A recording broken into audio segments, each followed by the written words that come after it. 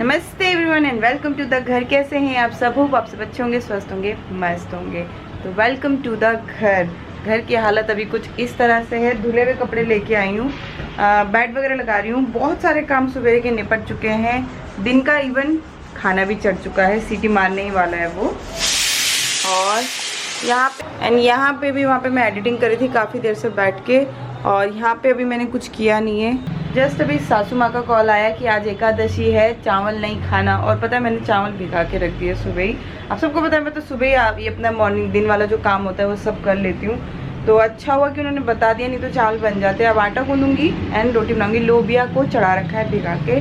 तो आज है ना पार्थू के बर्थडे वाली वीडियो जाने वाली है, यानी कि आज है 4 नवंबर एंड कल है 5 नवंबर।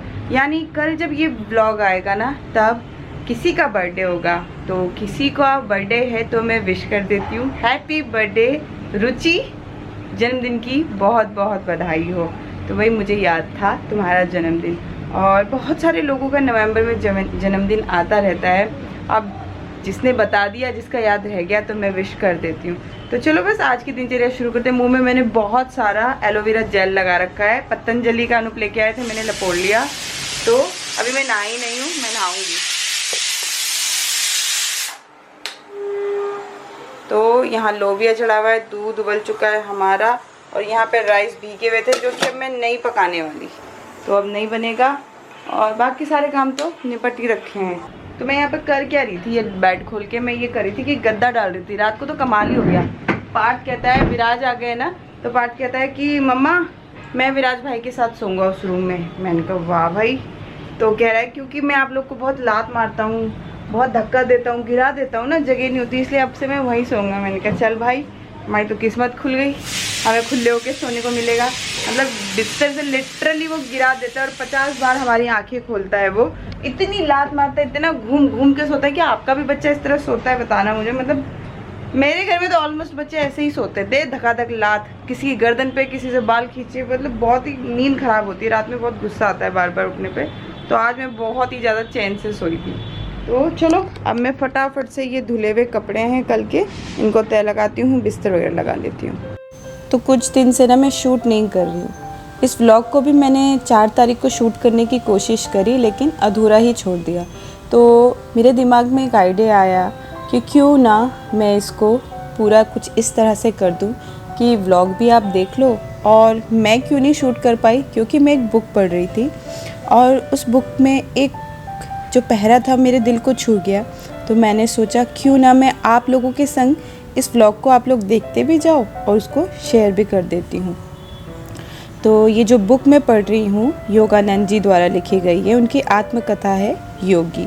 तो उसमें क्या होता है ना, जब योगी जी एक बार एक आश्रम में जाते हैं, तो कहानी तो काफ़ी लंबी है बट मैं आपको थोड़ा शॉर्ट करके सुनाती हूँ। तो जब वो वहाँ जाते हैं तो वहाँ के कुछ नियम कानून होते हैं। तो उनके गुरुजी उनसे कहते हैं योगी जी से कि यहाँ का जो सबसे कड़ा नियम है उसे अपने पल्ले बांध लो। कभी भी भूख लगे, लेकिन तुम्हें ये नहीं कहना है कि मुझे भूख लगी है। जब खाना परोसा जाएगा तभी तुम्हें खाना है, उससे पहले आप कभी नहीं कह सकते कि मुझे भूख लगी है। और खाना वहाँ को दोपहर के 12 बजे मिला करता था। तो पहले ही योगी जी को इससे बड़ी वो थी कि भाई खाना देर से मिलता था उनको। तो देखो उस कहानी का एक पार्ट है, मैं आप सबके संग शेयर कर रही हूँ, ध्यान से सुनना। तो एक दिन क्या होता है ना कि योगानंद जी व्रत रखते हैं, मुकुंद नाम होता है उनका। तो वो फास्ट रखते हैं। तो जिस तरह से उन्होंने लिखी है अब मैं उस तरह से आपको सुनाती हूँ। एक दिन मैंने 24 घंटे का व्रत रखा।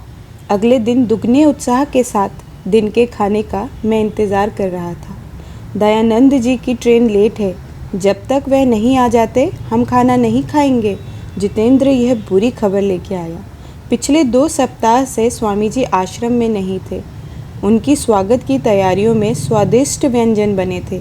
खाने की खुशबू पूरे वातावरण में फैली हुई थी। कल के उपवास के बाद अभी तक कुछ भी न मिल पाने पर मैं अपने उपवास के दंभ के अलावा और क्या निकल सकता था। हे प्रभु, कुछ ऐसा करो कि ट्रेन जल्दी आ जाए। किसी के पास भूख का जिक्र न करने की आज्ञा जो दयानंद जी ने मुझे दी थी, उसमें परमात्मा तो शामिल नहीं रहा होगा, परंतु परमात्मा का दिव्य ध्यान भी कहीं और था। घड़ी धीमी गति से घंटों दिखाती रही। अंधेरा छा रहा था जब प्रमुख महाराज ने मुख्य द्वार से प्रवेश किया। मैंने आनंदित होकर उनका अभिवादन किया। दयानंद जी अब स्नान करेंगे, फिर ध्यान पर बैठेंगे और तब जाकर भोजन परोसा जाएगा। जितेंद्र फिर किसी अपशकुन की पक्षी की तरह मेरे पास आ गया था। मैं गिरने ही वाला था।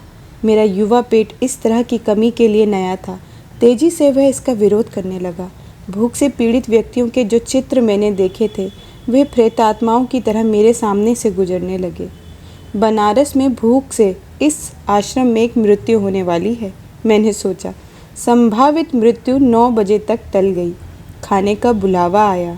मेरी स्मृति में वह खाना जीवन का एक संपूर्ण सार्थक समय की तरह था।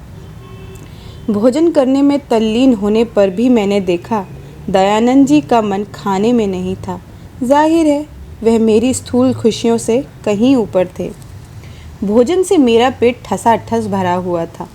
जब मैं पठन कक्ष में उनके साथ अकेला था, मैंने उनसे पूछा, स्वामी जी क्या आपको भूख नहीं लगी थी? हाँ, भूख तो लगी थी। पिछले 4 दिन से मैं बिना खाना पानी के था। मैं कभी ट्रेन में नहीं खाता। जहाँ विभिन्न प्रकार के सांसारिक जीव रहते हैं, मैं अपने साधु के शास्त्रीय नियमों का पालन बहुत कड़ाई से करता हूँ। मेरे मन में कुछ आश्रम की समस्याएं छाई हुई थी। आज मैंने अपना रात्रि का भोजन ठीक से नहीं किया। जल्दी क्या है, कल से मैं ठीक से भोजन करूँगा और इसका ध्यान रखूँगा। वह और खुलकर हंसने लगे। शर्म के मारे मेरा दम घुटने लगा, लेकिन बीते हुए दिन की यंत्रणा इतनी आसानी से भुला दी नहीं जा सकती थी। मैंने आगे उनसे कहा, स्वामी जी मैं एक उलझन में हूँ। आपके निर्देशों का पालन करते हुए कल्पना कीजिए कि मैं कभी खाने के लिए नहीं कहूँगा, और यदि मुझे कुछ भी खाने को ना दिया जाए तो क्या मुझे भूखा मर जाना चाहिए? मर जाओ फिर। इस भयंकर उपदेश ने मानो वातावरण में विस्फोट कर दिया। मरना ही पड़ा तो मर जाओ मुकुंद, पर कभी यह स्वीकार मत करना कि तुम खाने की शक्ति से जीवित हो, ईश्वर की शक्ति से नहीं। वह जिसने भरण पोषण के सभी प्रकार को बनाया है, वह जो भूख की इच्छा देता है, वह भी सुनिश्चित करेगा कि उसका भक्त जीवित रहे। यह मत सोचो कि चावल तुम्हें बना रहा है अथवा पैसा या आदमी आपकी सहायता करते हैं। यदि परमात्मा आपकी जीवन रूपी सांस को बंद कर दे तो क्या वे कुछ कर पाएंगे? वे केवल एक साधन मात्र है मुकुंद। क्या यह आपका कौशल है कि खाना पेट में जाकर पच जाता है? अपने विवेक की तलवार का उपयोग करो मुकुंद। माध्यम की जंजीरों को काट दो और अपने इकलौते ध्येय पर ध्यान केंद्रित करो। तो ये एक कहानी का एक हिस्सा मैंने आपको सुनाया। मुझे बहुत अच्छा लगा। मुझे ये लाइन बहुत अच्छी लगी कि हमें ऐसा लगता है कि हम चीज़ों पे आश्रित हैं। अगर हम खाना नहीं खाएंगे, अगर हमारे पास पैसे नहीं होंगे, अगर हमारे पास ये नहीं होगा तो ऐसा हो जाएगा, वो नहीं होगा तो वैसा होगा। तो ऐसा कुछ भी नहीं है। असल में जिस परमात्मा ने हमें नीचे भेजा है, इस धरती पर जीवन दिया है जिन्होंने, वही हमारी हर एक चीज़ों को देख रहे हैं, पूरा कर रहे हैं। अगर किसी चीज़ से हम वंचित हैं ना, तो उसमें भी उन्हीं की कुछ न कुछ क्षमता या उन्हीं की इच्छा है। तो अगर ईश्वर है तो फिर हमें क्या डर है, नहीं? और बहुत ही अच्छी एक लाइन और मैंने नोट करी थी जिसमें वहाँ लिखा गया था, दिव्य कृपा को मनुष्य कितनी जल्दी भूल जाता है। ऐसा कोई व्यक्ति नहीं होगा जिसकी प्रार्थना कभी न कभी पूरी ना हुई हो। तो हम सभी कभी ना कभी ईश्वर से कुछ ना कुछ ज़रूर मांगते रहते हैं। एंड कितने ही लोग इस बात के साक्षी होंगे कि उनकी इच्छाएं पूरी होती है, लेकिन फिर हम जैसे ही मुसीबत पड़ती है भूल जाते हैं कि ईश्वर ने हमारी तब कैसे मदद करी थी, और हमारा पल पल ही तो उनकी देन है। तो जब ईश्वर हमारे साथ होते हैं तो हमें किस बात का डर है, नहीं? तो आई एम सो सॉरी, मैं व्लॉग को ना कंटिन्यू नहीं कर पाई क्योंकि मैं ये बुक पढ़ रही थी। मेरे और भी बहुत काम थे, जैसे मैं अलमारी वगैरह लगा रही थी, तो मैं बहुत बिज़ी रही इन दिनों। और पार्थू का स्कूल स्टार्ट होने वाले थे, तो वो सब मैं बहुत ज़्यादा व्यस्त रही, तो मैंने थोड़ा सा व्लॉगिंग कम किया। तो आई एम सो सॉरी। कल से रेगुलर व्लॉग आएंगे। तो होप आपको ये कहानी अच्छी लगी हो। और आज मैंने थोड़ा सा चेंज करने की कोशिश की। मुझे ऐसा लगता है कि देखो, एक ज्ञान मैंने अर्जित किया इस बुक को पाके, वो जो अपना ज्ञान छोड़ के गए इस बुक के ज़रिए, वो हम लोगों तक पहुंच रहा है। लेकिन सब लोग बुक्स पढ़ें ऐसा भी तो ज़रूरी नहीं है ना। लेकिन कुछ लाइनें जो मैं आप सबके संग शेयर कर सकती थी, आगे भी करूँगी। अगर आपको अच्छा लगे तो मुझे बताना। और यही थी आज की व्लॉग। होप आपको अच्छा लगा हो, और अगर अच्छा लगा हो तो प्लीज़ इसको शेयर करना। अगर आपको भी दिल में ऐसा लगे कि हमें इस ज्ञान को और लोगों तक पहुंचाना चाहिए तो प्लीज़ इसे शेयर करना, और लाइक देना, कमेंट करना कि आपको क्या अच्छा लगा। एंड मिलते हैं कल फिर और एक नई दिनचर्या के साथ। तब तक लव यू ऑल, अपना ख्याल रखिए, खुश रहिए, स्वस्थ रहिए। Bye bye. नए हैं तो सब्सक्राइब कीजिए, पुराने हैं तो कमेंट एंड लाइक कीजिए ही कीजिए। मिलते हैं कल। बाय।